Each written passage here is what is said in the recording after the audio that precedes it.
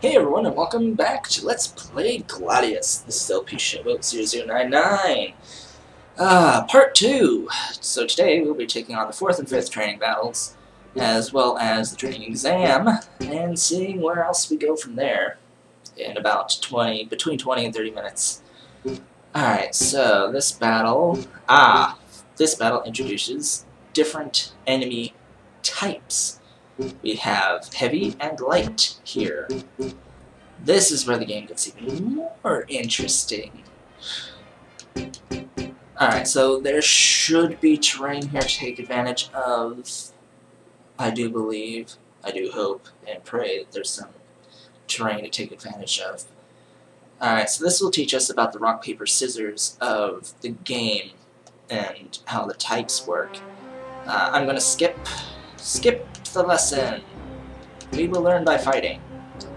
Alright, so first and foremost, I'm gonna try and get Valens up there, but I guess Ludo will have to be up here for now, because he's the only one that can get there in the first turn.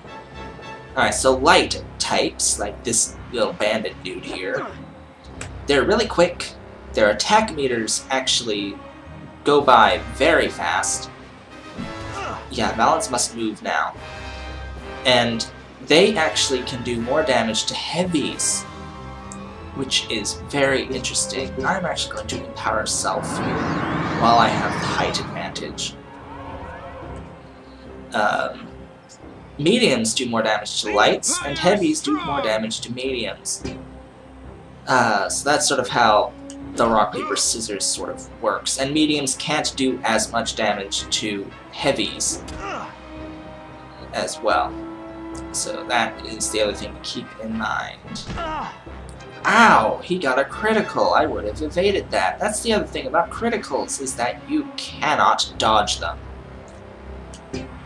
Criticals cannot be dodged and cannot be blocked either. So that is very important to note about criticals. They will not only do more damage, but they are unblockable. Goodbye light, that is expected. And I'm going to take Valens up here to get the even better height advantage than where I was. Ow! Now here there's a height disadvantage. But regardless, critical's a critical. I need to get the critical here in order to beat this guy, so let's see. I got it. Awesome. There we go! Didn't have a guy fall. Using height to your advantage is very important when you are subject to a type mismatch. It's very important to have that. Alright.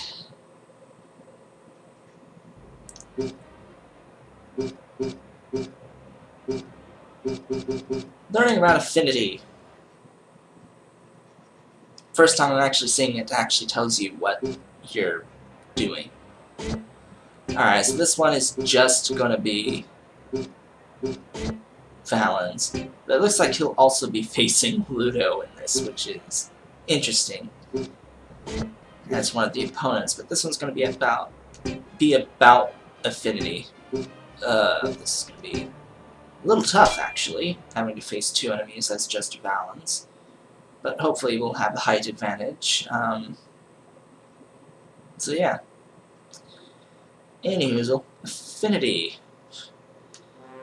This will be defense and offense of different element types. So I believe Valens is air affinity at the moment. Alright, the affinity gods often choose to manifest in this world by infusing man-made items with their power. This power can then be drawn upon by one with proper skill. Ludo, I believe you had some time training along these lines? Yes, Xuro favors me. It's the hair, I think. Yeah, Xuro is fire. I see. Please select the Fire Affinity to attack 1 skill and press Y to continue.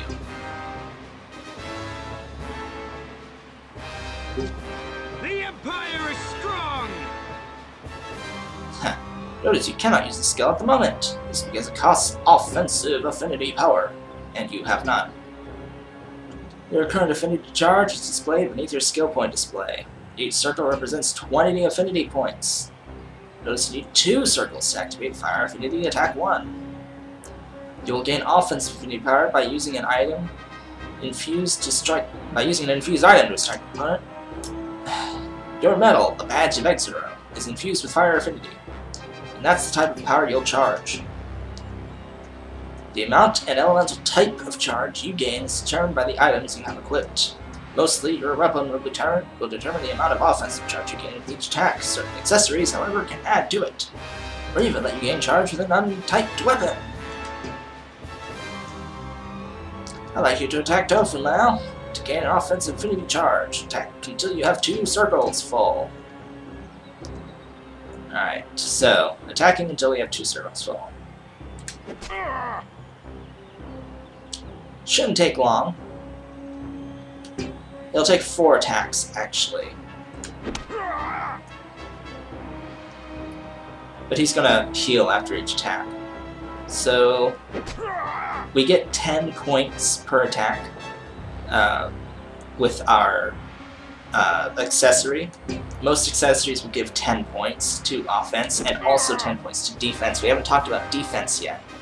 Alright, now that you have the acquired amount, select it and press Y when you have. Okay. Now I'd like you to attack using the Fire Affinity Attack 1 skill. So, as you can see, we're going to use this skill. However, our enemy has Fire Affinity, Defensive Affinity, and we will do no damage to him whatsoever.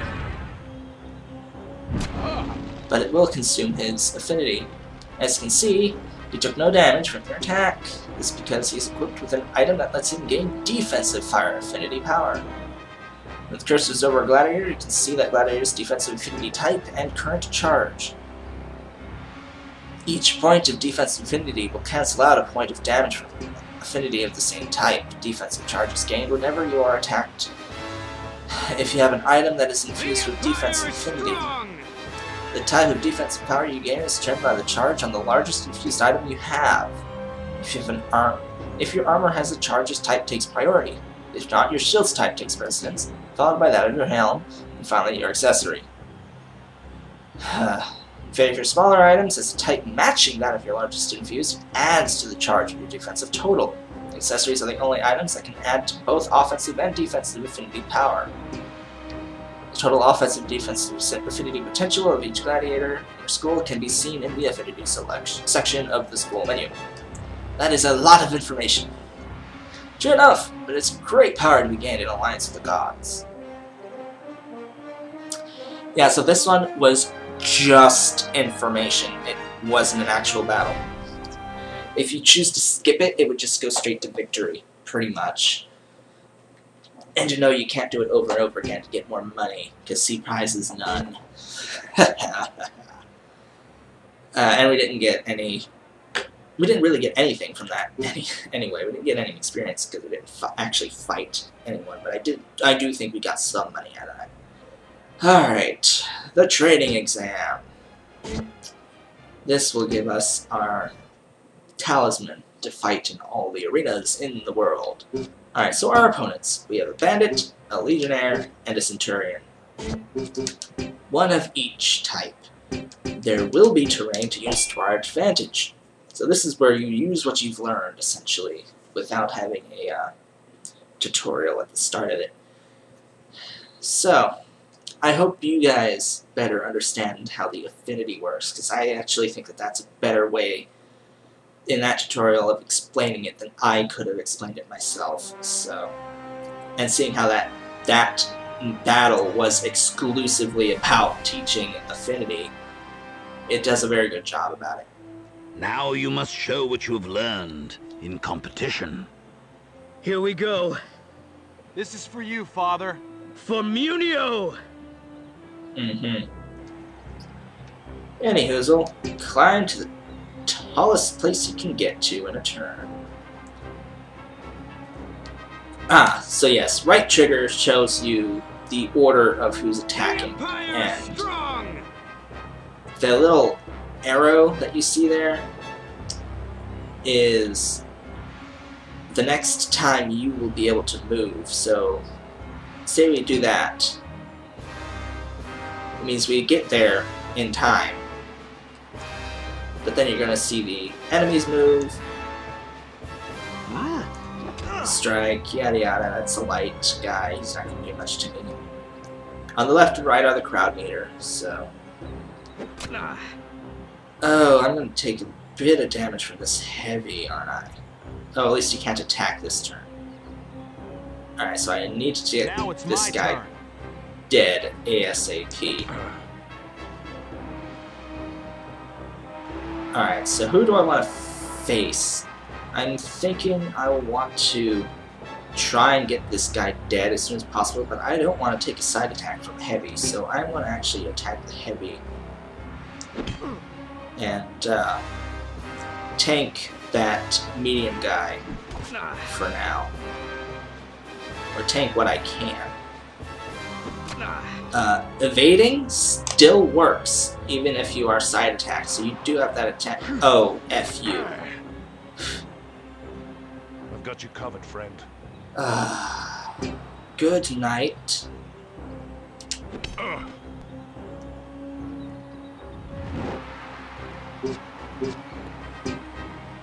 Alright, attacking. He may not actually survive this battle.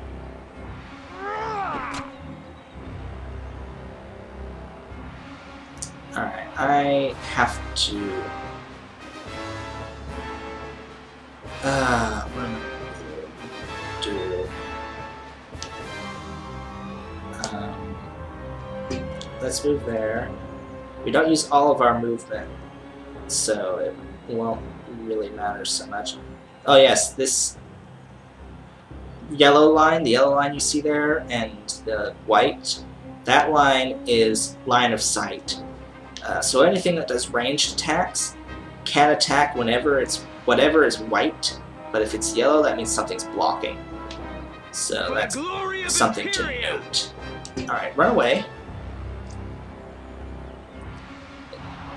And hope that that happens.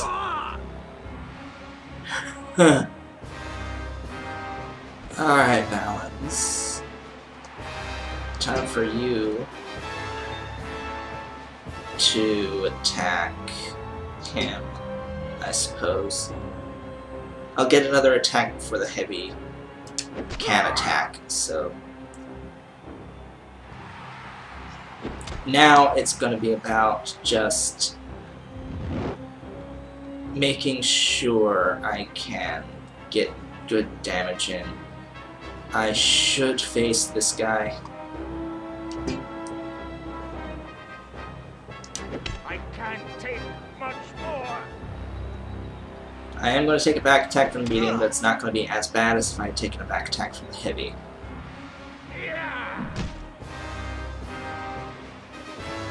Alright, so who will I attack? I'll attack him again. Now or never. I better evade one of these. Oh good, he got weak on that attack. This is gonna be a close one. Alright, so that he's dead, I'll face the medium. So I should be able to take out this medium. Or not. That all you got? Or not. I lost this.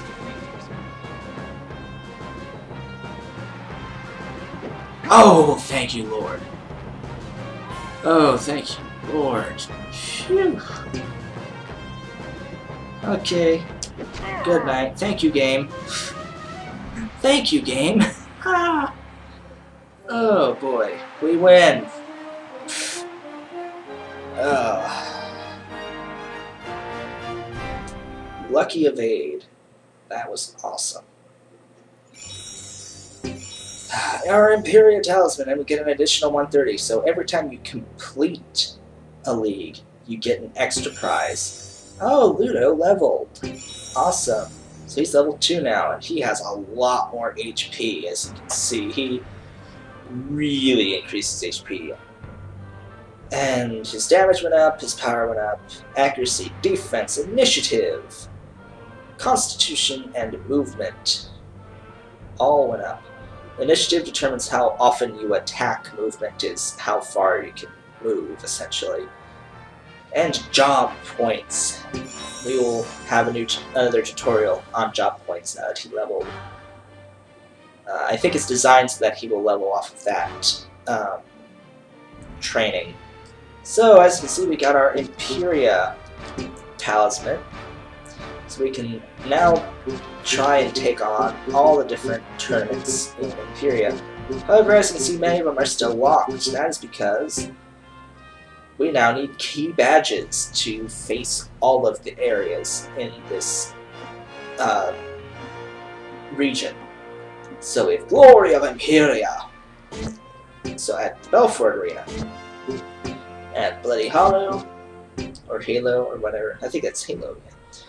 And Theater Antiquitas. Spirit of the Valkyrie. So we have to get these 3 to sort of qualify. And there's also, you have to win League Cups at each area as well to unlock stuff.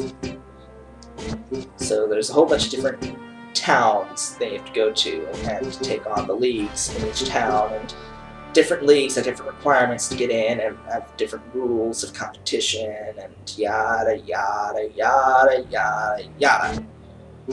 When we're done here, we go to Nordog. When we're done here, we go to Steps, and then we go to the Expanse. But as you can see, the bulk of the game is in the first 2 areas. The last 2 don't have as much. Steps has more than Expanse. Expanse being very, very, I don't even know the word. It's sparse. Expansive, yeah. Very sparse area. Because this is desert, this is, well, steppes, but, yeah, anyway. Moving right along.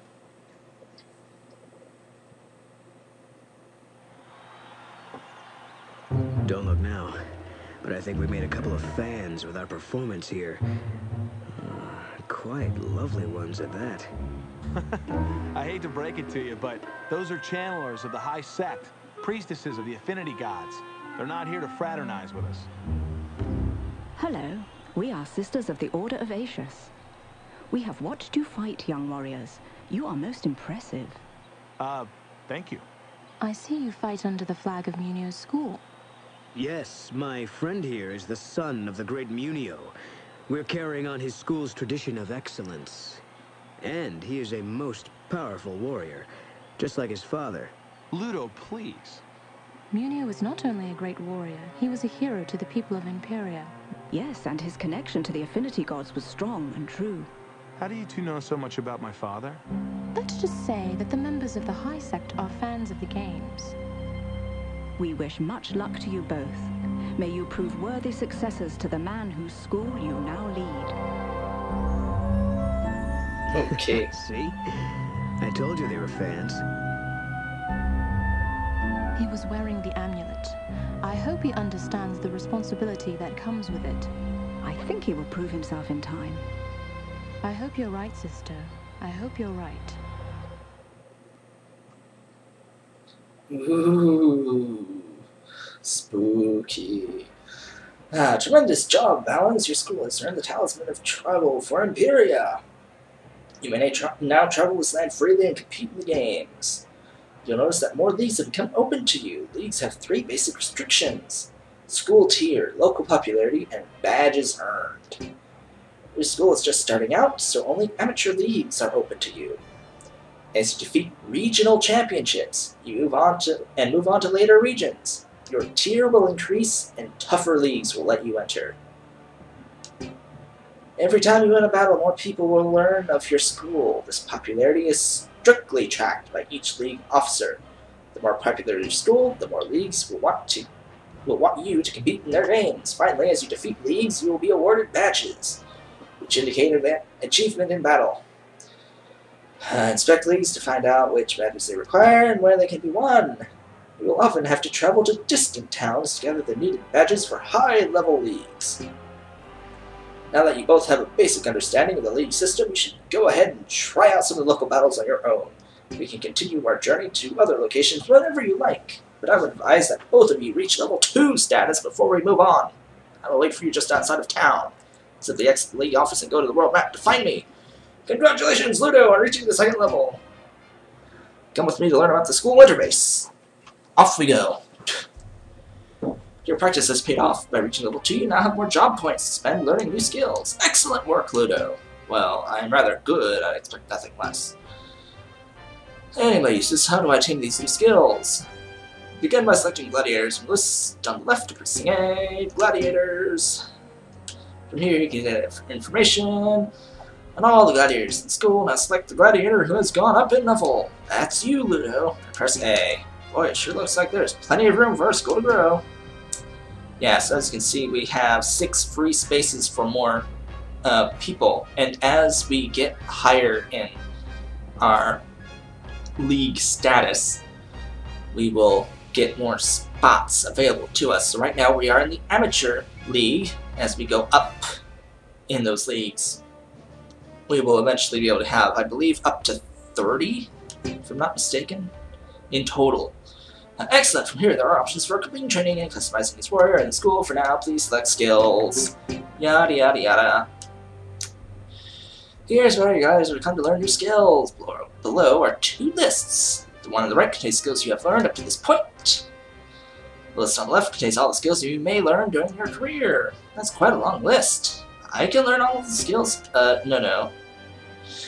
First of all, that list is for Ludo. Each type of warrior has a different set of skills they may master. Secondly, most warriors will never learn all the skills on their list. Every time you go up a level, you gain a few more job points. Notice Ludo's on the upper right. Yes, 15. Notice that each skill has a JP cost. The higher the cost, the more difficult the skill is to master. Part of growing as a warrior is finding the best mix of skills for you. So maybe I shouldn't spend all my JP points every time I gain a level. I could save up and get some of those more powerful sounding skills. Yes, well, I'll leave that decision to you. Master Eustace, I noticed that many of the skills on the list are affinity skills. What are they? Good question, Valens. Skills? Yeah, we already know about affinity. Come on. Yeah, you need the correct weapon for what affinity skills you have. You can learn more by inspecting. Don't focus on learning all the affinities if you want. Pick one and master it, essentially. In your travels, you gather many warriors, yada yada. Anyway, what should we get first? I think the very first thing. Ooh. That would be interesting, but I think actually the first thing we will want to get is Combo Attack 2, to be completely honest. That would be the best to get, is Combo Attack 2, and that's the best skill for all of your melee characters. It's Combo Attack 2 and Combo Attack 4. Combo Attack 1 and 3 are okay, but Combo Attack 2 is one of the better ones because, as you can see, it uses 3 SP. SP is for your skills, and you start out with 5 at the beginning of the match, and you gain 1 every turn. So you can use Combo Attack 2 twice. And if you have Combo Attack 1, you can use it every turn. However, Combo Attack 1 is only 2 attacks in a sequence. Combo Attack 2 is 3 attacks in a sequence, and 2 of these is 2 extra hits over Combo Attack 1 in 2 turns, and is often the difference between killing someone in 2 turns and not killing someone in 2 turns, which is far better in the long run. So, Combo Attack 2 is very good to have. And that is it for now, actually. So with that, I'd like to thank you all for watching. It's been LP Showboat 0099. Now I'll see you all next time.